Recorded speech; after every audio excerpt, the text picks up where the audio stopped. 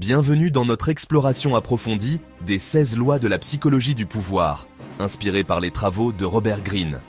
Avant de cliquer sur le bouton « Se désabonner », sachez qu'il ne s'agit pas de devenir un stratège machiavélique. Voyez ça plutôt comme un décodage de la matrice. Ces lois, elles sont déjà à l'œuvre tout autour de nous, façonnant l'histoire, guidant les décisions, de la salle de réunion à la chambre à coucher. Mieux nous les comprenons, mieux nous sommes armés pour naviguer dans nos propres vies, n'est-ce pas ? Au cours de ces 16 prochains chapitres, nous allons décortiquer chaque loi, en puisant des exemples dans l'histoire, la culture pop, et peut-être même un soupçon d'astrophysique pour faire bonne mesure. Nous verrons comment ces principes ont été utilisés par tous, des empereurs aux entrepreneurs, et comment vous pouvez les appliquer de manière éthique et efficace dans votre propre vie. Accrochez-vous, car nous sommes sur le point de nous embarquer pour un voyage cosmique à travers l'univers des dynamiques de pouvoir. Préparez-vous à élargir votre esprit et à débloquer un nouveau niveau de compréhension de la nature humaine. Imaginez un jeune astronome ambitieux, présentant une théorie révolutionnaire à son professeur estimé. Il a mis tout son cœur et son âme dans cette recherche, convaincu d'avoir percé le code du cosmos. Mais au lieu d'éloges, il se heurte à un silence glacial, peut-être même à un soupçon de ressentiment. Qu'est-ce qui a mal tourné ? C'est la loi numéro 1 en action. Il ne suffit pas d'être brillant, il faut comprendre la danse délicate de l'ego. Ceux qui occupent des positions de pouvoir ont souvent atteint ce sommet en étant l'étoile la plus brillante de leur propre galaxie. Menacez cela, même involontairement, et vous risquez de déclencher leurs insécurités. La leçon à retenir ? Faites en sorte que ceux qui sont au-dessus de vous se sentent confortablement supérieurs. Célébrez leur réussite, soulignez subtilement comment votre propre travail met en valeur leur génie, sans l'éclipser. N'oubliez pas qu'un faucon sage ne vole pas la vedette à l'alpha de la volée. On nous apprend dès l'enfance à valoriser l'amitié, à nous entourer de ceux qui nous aiment et nous soutiennent. Et bien que ce soit parfait pour chanter autour d'un feu de camp, le jeu du pouvoir fonctionne à une autre fréquence. Les amis, même si nous les aimons beaucoup, peuvent être sujets à l'envie, à la jalousie, aux caprices de l'émotion. Les ennemis, en revanche, possèdent une certaine honnêteté brutale. Ils n'ont pas peur de souligner nos défauts, de remettre en question nos certitudes. Cette pression constante, aussi inconfortable soit-elle, peut être le creuset qui forge notre résilience.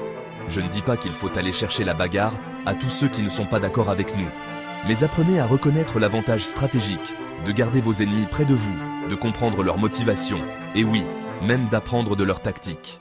L'univers est rempli de mystères, des nébuleuses tourbillonnantes cachant des étoiles naissantes, des trous noirs déformant le tissu de l'espace-temps. L'obscurité, voyez-vous, peut être une source d'immense pouvoir. Lorsque vous révélez vos intentions trop tôt, vous donnez à vos adversaires un avantage tactique. Ils peuvent anticiper vos mouvements, construire des défenses et même utiliser vos propres plans contre vous. Imaginez un maître joueur d'échecs annonçant son prochain coup avant de le faire. Le chaos, n'est-ce pas ? Au lieu de cela, laissez-les deviner. Devenez un code, vos véritables motivations enveloppées d'un voile d'ambiguïté. Cela ne signifie pas être trompeur, mais plutôt jouer vos cartes près de votre poitrine, ne révélant votre jeu que lorsque vous êtes prêt à remporter la victoire. N'oubliez pas que l'effet de surprise est une arme puissante. Utilisez-la à bon escient. Chapitre 4. Loi 4. En dire toujours moins que nécessaire. Dans l'immensité de l'espace, personne ne peut vous entendre crier. Et vous savez quoi ? Parfois, le silence en dit long. Nous vivons dans un monde obsédé par le bruit, par la communication constante. Mais le vrai pouvoir réside souvent dans la retenue. Pensez aux personnages les plus influents de l'histoire. Ils n'étaient pas connus pour leurs monologues interminables. Ils avaient accompli le pouvoir de la brièveté, des mots soigneusement choisis qui résonnaient avec le poids de 1000 soleils. Lorsque vous parlez moins, vos paroles ont plus de poids. Vous créez une aura de mystère, d'intrigue. Alors, résistez à l'envie de trop expliquer, de justifier, de combler chaque silence par du bavardage. Choisissez vos mots avec soin. Prononcez-les avec impact, puis laissez le silence amplifier leur pouvoir. Chapitre 6. Loi 6. Recherchez l'attention à tout prix. Dans la vaste danse cosmique, ce sont les étoiles les plus brillantes qui attirent notre attention. Elles brûlent d'une intensité ardente, attirant notre regard, nous captivant par leur éclat. Le même principe s'applique au domaine humain. Pour exercer une influence, pour inspirer l'action, pour laisser votre marque sur le monde, vous devez d'abord capter l'attention des masses. Il ne s'agit pas de recourir à des effets de manche ou au sensationnalisme. Voyez cela plutôt comme une attraction gravitationnelle. Cultivez un air d'intrigue, de charisme, de présence indéniable qui attire les gens. Soyez audacieux dans vos idées, vos actions, votre être même. N'oubliez pas que l'univers ne récompense pas ceux qui se fondent dans le décor. Il célèbre ceux qui osent briller. Chapitre 7. Loi 7. Faire le travail par les autres, mais toujours s'en attribuer le mérite. Soyons honnêtes, même un esprit aussi brillant que celui de Stephen Hawking avait besoin d'une équipe pour l'aider à naviguer dans les complexités de l'univers. La délégation, mes amis, n'est pas un signe de faiblesse, mais une marque de leadership efficace. La clé est d'identifier les personnes talentueuses, celles dont les compétences complètent les vôtres, et de leur donner les moyens d'exceller. Donnez-leur la liberté d'innover, de s'approprier leur travail, et ensuite, lorsque les éloges commenceront à fuser, prenez du recul et acceptez gracieusement les applaudissements. N'oubliez pas qu'un véritable leader comprend que son succès est inextricablement lié aux efforts de son équipe. Mais il reconnaît également l'importance de s'attribuer le mérite quand il le faut. Chapitre 8. Loi 8. Faire venir les gens à vous. Utilisez un appât si nécessaire. Pensez à un trou noir, cet aspirateur cosmique, qui attire tout avec sa force irrésistible. Vous n'avez pas besoin d'être une singularité pour exercer une influence.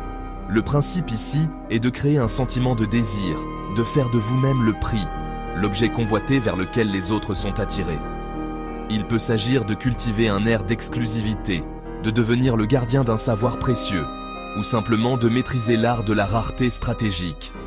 La clé est de piquer la curiosité, de susciter un sentiment de désir chez les autres, de leur faire croire qu'ils ont besoin de ce que vous avez à offrir. N'oubliez pas que la chasse est souvent plus séduisante que la capture. Faites-leur mériter votre attention et ils n'en seront que plus reconnaissants.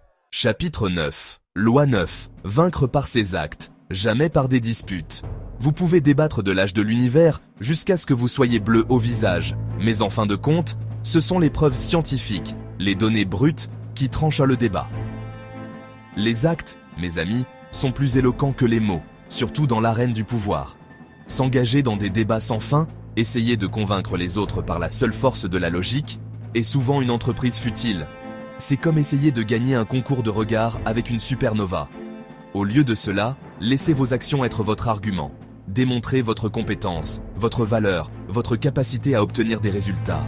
N'oubliez pas que l'univers récompense ceux qui font bouger les choses, pas ceux qui se contentent d'en parler. Chapitre 11. Loi 11.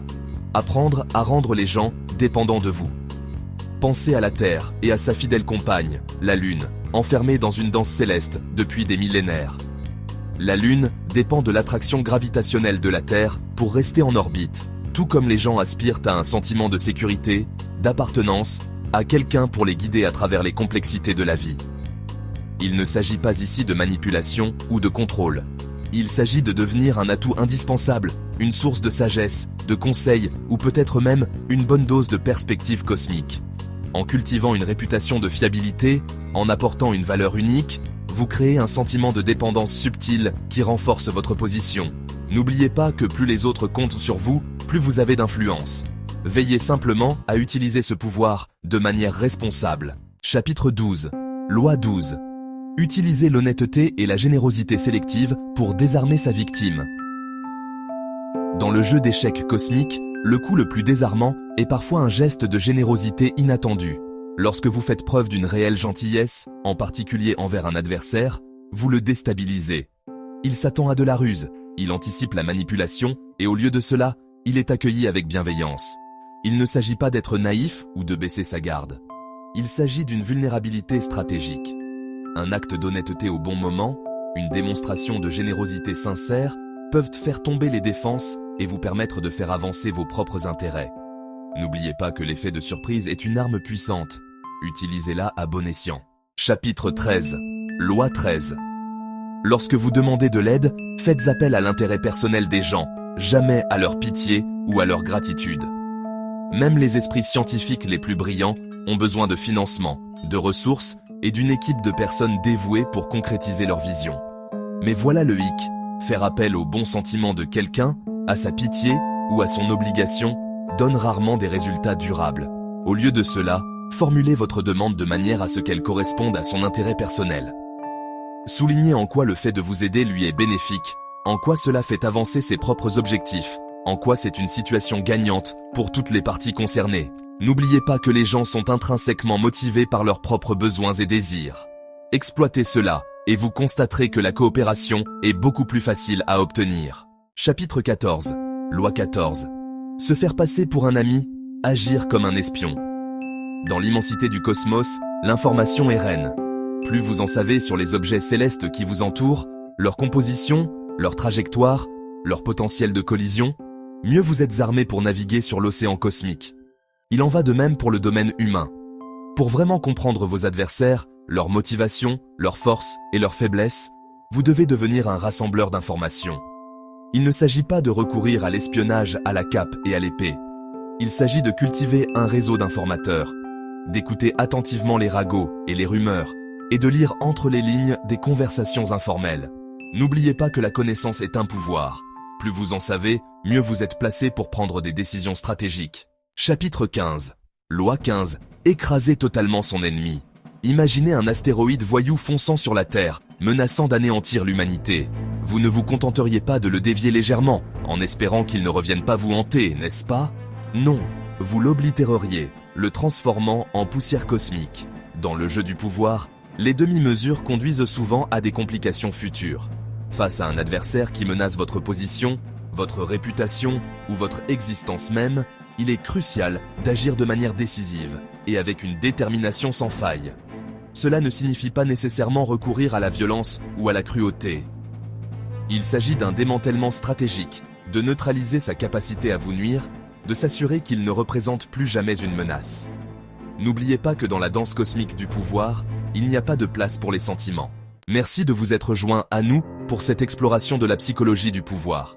N'oubliez pas que la connaissance est un pouvoir, et que comprendre ces lois peut vous aider à naviguer dans les complexités des interactions humaines. Je ne dis pas que vous devez vous transformer en un cerveau machiavélique, mais tout comme la compréhension des lois de la physique nous aide à apprécier l'élégance de l'univers, la compréhension de ces principes peut nous fournir des informations précieuses sur le comportement humain. Ainsi, que vous soyez en train de négocier une augmentation de salaire, de naviguer dans les méandres de la politique de bureau, ou simplement d'essayer de comprendre les motivations de ceux qui vous entourent, souvenez-vous des leçons que nous avons tirées. Utilisez-les à bon escient, de manière éthique et toujours en gardant à l'esprit le bien commun. Après tout, dans le grand ordre cosmique des choses, nous sommes tous dans le même bateau. Efforçons-nous de rendre ce petit point bleu un peu plus brillant, un peu plus bienveillant et beaucoup plus compréhensif.